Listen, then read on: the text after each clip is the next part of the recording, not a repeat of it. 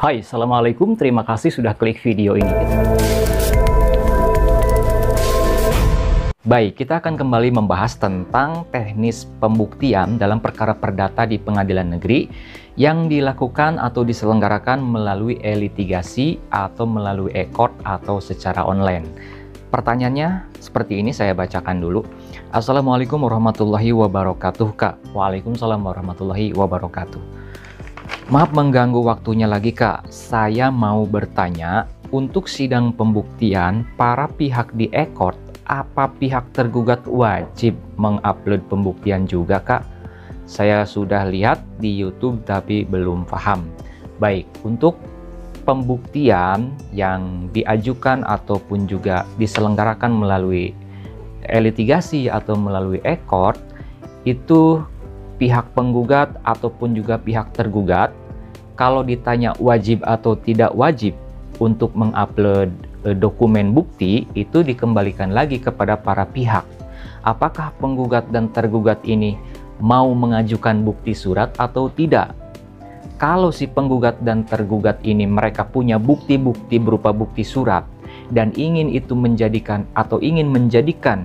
bukti-bukti surat tersebut sebagai bukti di persidangan, maka mereka ya wajib untuk mengupload terlebih dahulu di akun e-court mereka. Nah, biasanya pihak penggugat itu selalu mengajukan bukti surat, selalu mengajukan bukti-bukti karena sebagai penggugat, dia secara hukum dituntut untuk membuktikan gugatannya. Nah, untuk membuktikan gugatannya tentu harus ada bukti-bukti, diantaranya adalah bukti surat. Maka bagi penggugat, ya sudah sangat jelas wajib untuk mengupload dokumen bukti di akun e-court kalau persidangannya dilakukan secara e-court, secara e-litigasi. Tapi kalau bagi tergugat, ya itu kembali lagi, apakah dia ingin mengajukan bukti surat atau tidak. Kalau ingin mengajukan bukti surat, tentu dia juga wajib untuk mengupload bukti-bukti surat tersebut ke dalam akun e-court. Sekarang teknis untuk mengupload bukti surat tersebut ini juga belum semua orang yang berperkara di pengadilan negeri ataupun juga di pengadilan agama itu memahami teknis upload bukti suratnya. Kalau bagi para advokat tentu sudah paham. Ini saya masih dan sering menemukan ketika bersidang ada masyarakat yang memang mengajukan atau memproses perkaranya secara mandiri, tidak menggunakan jasa kuasa hukum. Dia kesulitan pada saat untuk mengajukan bukti surat. Ada pada saat sidang, ya hari itu sidang, ternyata dia belum mengupload bukti surat.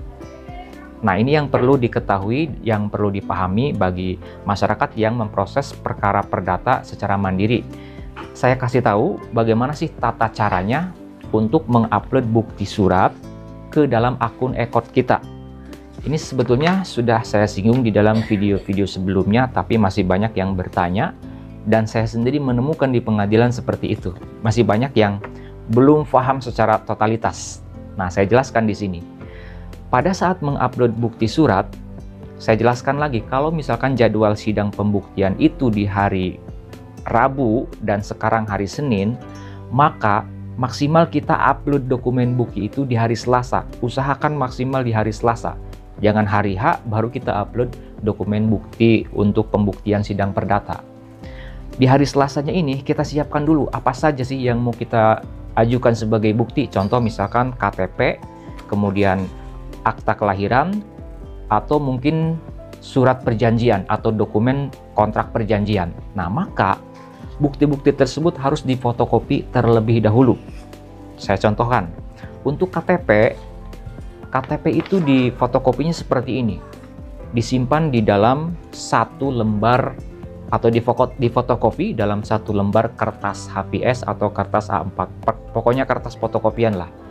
Ya, disimpan di tengah seperti ini, jangan digunting berdasarkan kotak KTP ini, tapi letakkan di tengah kertas seperti ini. Kemudian di bawahnya silahkan tempelin materai, dan setelah itu harus dicap ke kantor pos terlebih dahulu. Ini untuk KTP. Sekarang contohnya untuk akta kelahiran. Nah, akta kelahiran juga sama, difotokopi. Di bawahnya silakan cari ruang yang kosong untuk menempel materai dan kemudian sama dicap di kantor pos juga. Nah, sekarang kalau buktinya itu lebih dari 1 lembar berupa dokumen, misalkan kontrak perjanjian atau surat perjanjian, maka sama, semuanya difotokopi. Nah, hasil fotokopiannya yang ditempel materai dan dicap kantor pos itu halaman pertamanya saja. Halaman pertamanya yang ditempel materai dan cap kantor pos, semua difotokopi juga. Setiap lembar, kalau misalkan bukti surat perjanjiannya ada 10 lembar, ya berarti semuanya difotokopi dalam satu dokumen. Tapi yang ditempel materai dan dicap kantor pos adalah halaman pertamanya saja. Nah, sekarang bagaimana teknis uploadnya?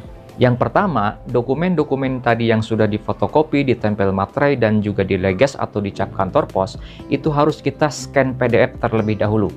Di scan PDF satu persatu, contoh misalkan KTP nih, fotokopi KTP.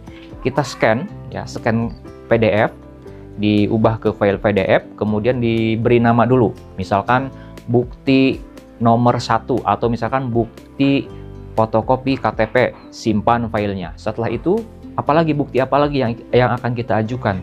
Misalkan akta lahir, sama akta kelahiran juga di scan PDF, kemudian diberi file, nama filenya misalkan bukti akta kelahiran. Kemudian apalagi, misalkan surat perjanjian. Nah, untuk surat perjanjian atau dokumen yang lebih dari 1 lembar, maka sama, semua lembarannya di scan PDF dan disatukan, kemudian diberi nama file. Misalkan nama filenya adalah bukti surat perjanjian. Nah, setelah semuanya di scan PDF, maka selanjutnya adalah mengupload dokumen-dokumen yang berupa file PDF tadi ke akun e-court yang telah terjadwalkan di kolom upload bukti yang sudah tersedia di akun e-court kita. Nah, itu semua diupload, uploadnya satu persatu. Misalkan upload bukti yang pertama, nama dokumennya adalah fotokopi KTP atau bukti penggugat nomor 1. Itu terserah ya, penamaannya mau seperti apa. Yang penting satu persatu uploadnya. Jangan misalkan semua file diupload dalam satu judul, ya. Jadi harus satu persatu. Misalkan KTP dulu tadi ya, file fotokopi KTP, upload. Nah, sudah terupload, maka upload lagi nanti dokumen yang kedua yang akan kita jadikan bukti, misalkan akta kelahiran. Upload lagi. Setelah terupload, berikutnya dan seterusnya, apalagi yang sudah kita siapkan sebagai bukti surat yang filenya sudah dijadikan file PDF seperti yang saya sebutkan tadi. Nah, itu satu persatu. Setelah itu, setelah selesai upload beberapa file dokumen bukti tadi, maka selanjutnya tinggal hadir pada saat sidang pembuktian. Nah, pada saat sidang pembuktian, fotokopi bukti yang sudah ditempel materai, yang sudah dicap kantor pos, dan juga bukti aslinya dibawa pada saat sidang pembuktian. Itu teknisnya seperti itu.